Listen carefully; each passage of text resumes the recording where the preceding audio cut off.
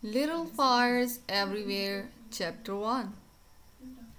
Everyone in Shaker Heights was talking about it that summer, how Isabella, the last of the Richardson children, had finally gone around the bend and burned the house down.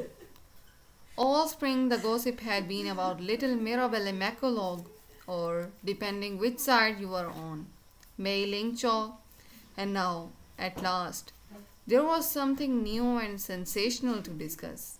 A little afternoon on that Saturday in May, the shoppers pushing their grocery carts in hind and herd, the fire engines wailed to life and careened away. Toward the duck pond, by a quarter after 12, there were four of them parked in a haphazard red line along Parkland Drive, where all six bedrooms where all six bedrooms of the Richardson house were ablaze, and everyone within a half mile could see the smoke rising over the trees like a dense black thundercloud. Later, people would say that the signs had been there all along, that Izzy was a little lunatic, that there had always been something off about the Richardson family, that as soon as they heard the sirens that morning, they knew something terrible had happened. By then, of course, Issy would be long gone, leaving no one to defend her, and perhaps could and did say whatever they liked.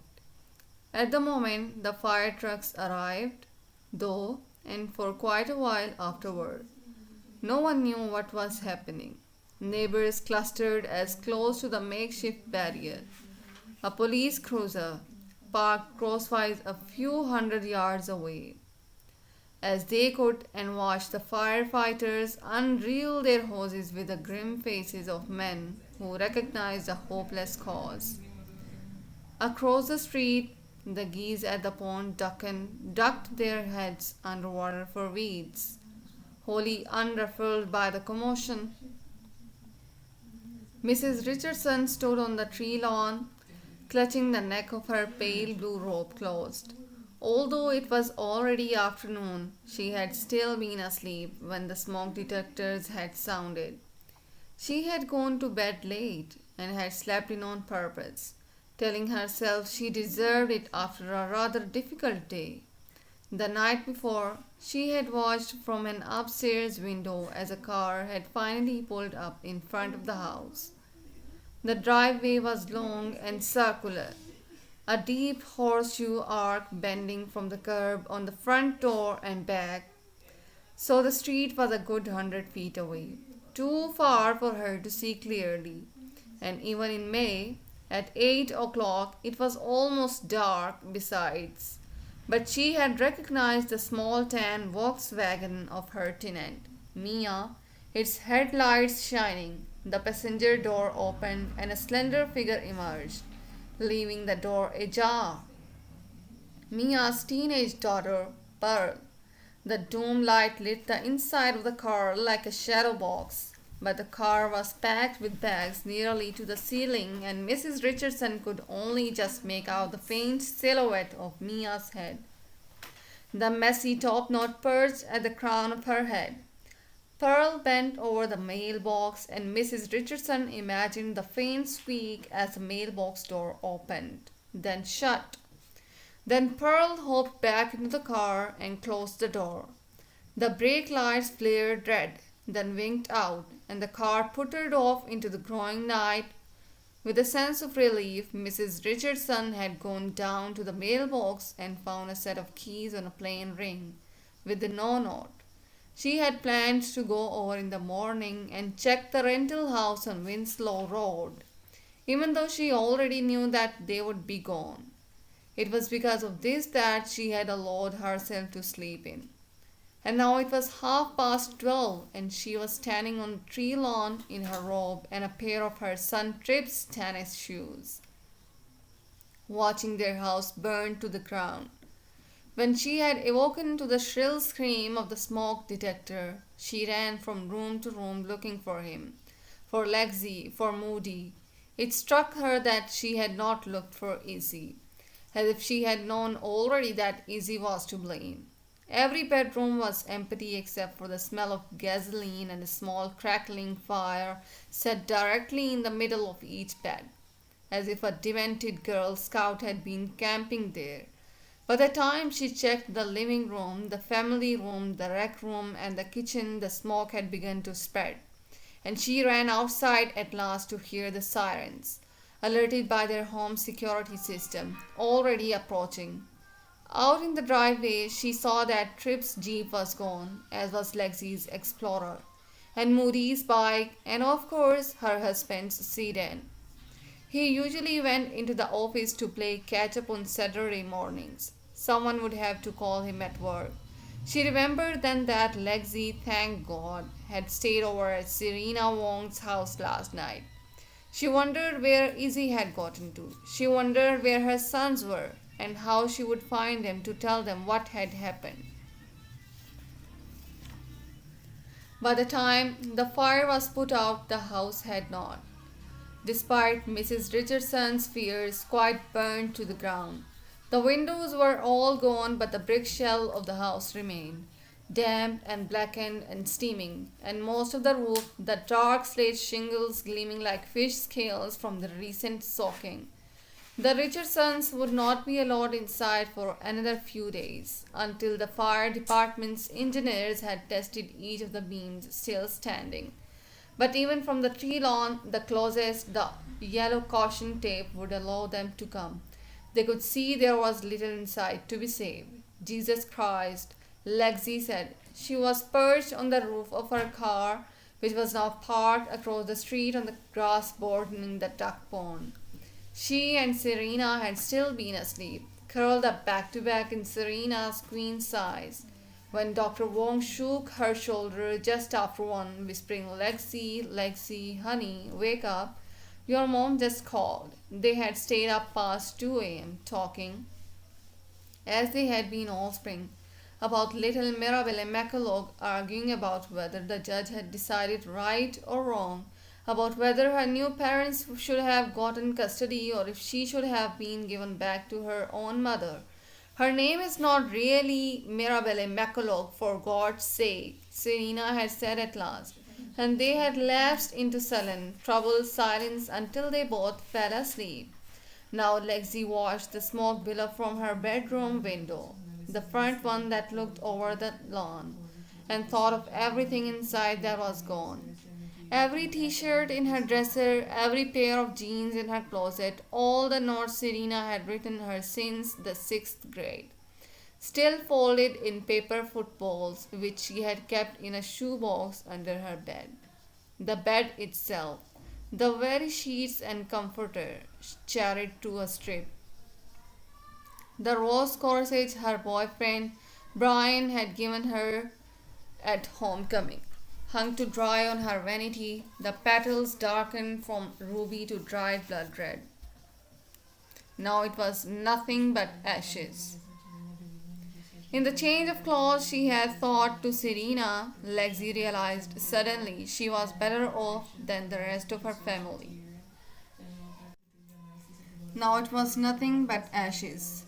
In the change of clothes she had brought to Serena's, Lexi realized suddenly she was better off than the rest of her family. In the back seat she had a duffel bag, a pair of jeans, a toothbrush, pajamas. She glanced at her brothers, at her mother, still in her bathrobe on their tree lawn, and thought, they have literally nothing but the clothes on their backs. Literally was one of Lexi's favorite words, which she deployed even when the situation was anything but literal. In this case, for once, it was more or less true. Rip from his spot beside her absent-mindedly ran one hand through his hair. The sun was high overhead now, and the sweat made his curls stand up rather rakishly. He had been playing basketball at the community center when he heard fire trucks wailing, but had thought nothing of it. This morning he had been particularly preoccupied, but in truth he likely would not have noticed anyway. Then, at 1, when everyone got hungry and decided to call it a game, he had driven home, True to form, even with the windows down, he had not noticed the huge cloud of smoke wailing toward him. And he only began to realize something was wrong when he found his street blocked off by a police car. After 10 minutes of explaining, he had finally been allowed to pack his jeep across from the house. When Lexi and Moody were already waiting, the three of them sat on the car's roof in order, as they had in all the family portraits that had once hung in the stairwell and were now reduced to ashes. Lexi, Trip, Moody, senior, junior, sophomore. Beside them they felt the hole that Izzy, the freshman, the black sheep, the wild card, had left behind, though they were still certain, all of them, that this hole would be temporary. What was she thinking? Moody muttered, and Lexi said, even she knows she has gone too far this time, that's why she ran off. When she comes back, Mom is going to murder her. Where are we going to stay? Trip asked, a moment of silence unreal as they contemplated their situation. We will get a hotel room or something, said Lexi finally. I think that's what Josh Travel's family did. Everyone knew this story. How a few years ago Josh Trammell, a sophomore, had fallen asleep with a candle lit and burned his parents' house down. The long-standing rumor at the high school was that it was not a candle.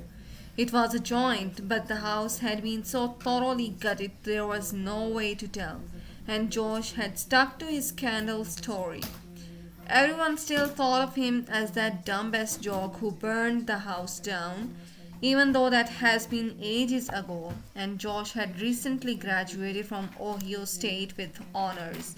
Now, of course, George Trammell's fire would no longer be the most famous fire in Shaker Heights. One hotel room for all of us, whatever. 2 rooms, or we will stay at the Embassy Suites. I don't know. Lexi tapped her fingers against her knee. She wanted a cigarette, but after what had just happened, and in full view of her mother and 10 firemen, she did not dare light one. Mom and Dad will figure it out, and the insurance will pay for it. Although he had only a vague sense of how insurance worked, this seemed plausible. In any case, this was a problem for the adults, not for them. The last of the firemen were emerging from the house, pulling the masks from their faces. Most of the smoke had gone, but a mugginess still hung everywhere, like the air in the bathroom after a long hot shower. The roof of the car was getting hot, and Trip stretched his legs down the windshield, poking the wipers with the toe of his flip-flop. Then he started to laugh. What's so funny? Lexi said. Just picturing Izzy running around, striking matches everywhere. He snorted, the nutcase. Moody drummed a finger on the roof rack. Why is everybody so sure she did it? Come on. Trip jumped down off the car. It's Izzy, and we are all here. Mom is here, Dad on his way. Who is missing? So Izzy is not here. She is the only one who could be responsible. Responsible? Put in Lexi. Izzy? Dad was at work, Trip said. Lexi was at Serena's. I was over at Sussex playing ball. You? Moody hesitated. I biked over to the library. There, you see? To Trip, the answer was obvious. The only ones here were Izzy and Mom was asleep. Maybe the waiting in the house shortened, or maybe someone left the stove on. The fireman said there was little fires everywhere. Lexi said, multiple points of origin, possible use of accelerant, not an accident. We all know she has always been mental. Trip leaned back against the car door. You're always picking on her, Moody said. Maybe that's why she acts mental. Across the street, the fire trucks began to reel in their hoses. The 3 remaining Richardson children watched the firemen set down their axes and peel away their smoky yellow cords. Someone should go over and stay with Mom, Lexi said, but no one moved. After a minute, Trip said, when Mom and Dad find Iz, they are going to lock her up in psych ward for the rest of her life. No one thought about the recent departure of Mia and Pearl from the house on Winslow Road. Mrs. Richardson, watching the fire chief meticulously taking notes on his clipboard, had completely forgotten about her former tenants. She had not yet mentioned it to her husband or her children. Moody had discovered their absence only earlier that morning and was still unsure what to make of it. Far down Parkland Drive, the small blue dot of their father's BMW began to approach. "What makes you so sure they will find her?" Moody asked.